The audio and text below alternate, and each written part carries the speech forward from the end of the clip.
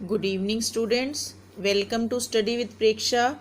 आज हम आपके लिए लाए हैं 7वीं कक्षा की वर्कबुक सामाजिक विज्ञान की पेज नंबर 107। जो पाठ हम पढ़ रहे हैं, आज हमने उपोष्ण प्रदेश, वहाँ की नदी घाटियों और नदी बेसिन का अध्ययन करना है। सबसे पहले तो हमें बेसिन शब्द का अर्थ पता होना चाहिए। बेसिन शब्द का अर्थ होता है कटोरा।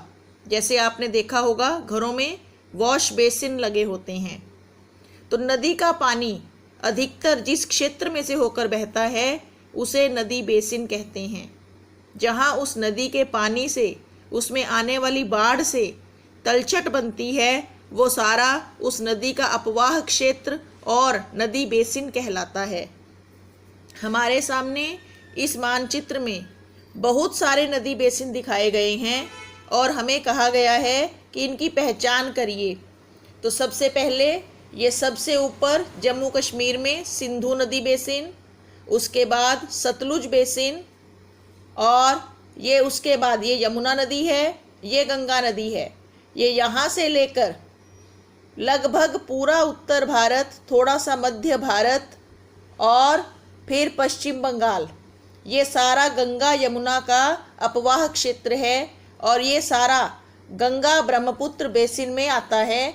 ये देखिए, ये ब्रह्मपुत्र नदी है, इधर से असम को छूती हुई अरुणाचल प्रदेश से भारत में घुसती है और पश्चिम बंगाल में ये बांग्लादेश में जाकर के ये गंगा नदी में मिल जाती है और पश्चिम बंगाल में हुगली के पास ये बंगाल की खाड़ी में गिर जाती हैं। ये सारी नदियाँ गंगा नदी की सहायक नदियाँ हैं। इसकी सबसे बड़ी सहायक नदी है यमुना। और ये नीचे देखिए, ये इधर महानदी बेसिन है, ये उड़ीसा में है। ये कावेरी बेसिन कर्नाटक, केरल और तमिलनाडु। गोदावरी बेसिन महाराष्ट्र से लेकर के तेलंगाना तक।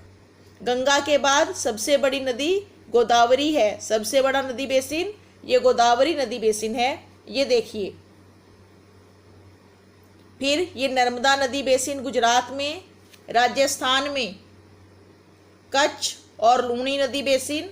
दोबारा से देखिए, दक्षिण भारत में ये कावेरी नदी बेसिन और ये महाराष्ट्र से निकलती हुई गोदावरी नदी। ये गोदावरी नदी बेसिन जो महाराष्ट्र से लेकर तेलंगाना तक गोदावरी नदी बहती है। राजस्थान में कच्छ और लूनी नदी बेसिन। ये कृष्णा नदी बेसिन। इस पाठ में, इस नक्शे में हमने देश के कुछ प्रमुख नदी बेसिन देखे हैं। अब हम, जो हमारा मुख्य टॉपिक है गंगा ब्रह्मपुत्र नदी बेसिन, हम उसके बारे में बात करेंगे। ये आपके पाठ्य पुस्तक में मानचित्र बना हुआ है।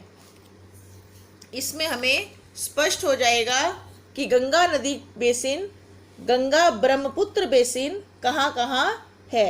ये देखिए, उत्तराखंड, हरियाणा का कुछ इलाका, बिल्कुल सीमावर्ती इलाका, उत्तर प्रदेश, बिहार, झारखंड, पश्चिम बंगाल और पठार का, दक्कन के पठार का यानी कि मध्य प्रदेश का वो क्षेत्र जहाँ गंगा की सहायक नदियाँ बहती हैं। जब तक हम मानचित्र नहीं समझेंगे तब तक हम इससे आगे का प्रश्न नहीं कर पाएंगे। अब ये देखिए, इसी मानचित्र में मैंने गंगा की सहायक नदियाँ दिखाने का प्रयास किया है। ये गंगा की सहायक नदियाँ हैं। सबसे बड़ी है यमुना, फिर ये घाघरा, और ये नेपाल से गंडक नदी आकर इसमें मिल रही है बिहार के रास्ते।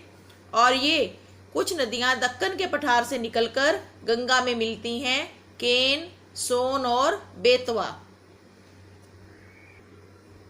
अब ये प्रश्न देखिए, उपरोक्त मानचित्र किसका है? भारत के विभिन्न नदी बेसिन क्षेत्रों का है। भारत के मुख्य नदी बेसिन क्षेत्रों के नाम लिखो। सिंधु नदी बेसिन, सतलुज नदी बेसिन, गंगा ब्रह्मपुत्र नदी बेसिन, गोदावरी नदी बेसिन, कावेरी नदी बेसिन, महानदी नदी बेसिन और लूनी बेसिन। तो गंगा ब्रह्मपुत्र नदी बेसिन को हमने रेखांकित कर दिया है। गंगा ब्रह्मपुत्र नदी बेसिन का फैलाव कर्क रेखा के किस दिशा में है? ये कर्क रेखा से ऊपर है। कर्क रेखा 23.5 डिग्री दक्षिण है जो भारत के मध्य में से गुजरती है, और गंगा ब्रह्मपुत्र नदी भारत के उत्तर पूर्व में बहती है। तो ये कर्क रेखा से ऊपर है, उत्तर में है।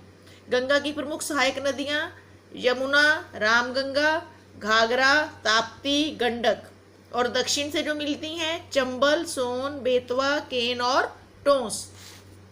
गंगा की कौन सी मुख्य सहायक नदी हरियाणा और उत्तर प्रदेश की सीमा पर बहती है? यमुना। हरियाणा के वे कौन से जिले हैं जो गंगा ब्रह्मपुत्र नदी बेसिन क्षेत्र में आते हैं? हरियाणा में गंगा नदी नहीं बहती, ना ही ब्रह्मपुत्र नदी बहती है। यमुना नहर निकाली गई है जो यमुना नगर के पास से होकर जाती है। भारत के उन राज्यों के नाम लिखें जिनमें गंगा ब्रह्मपुत्र नदी बेसिन का फैलाव है।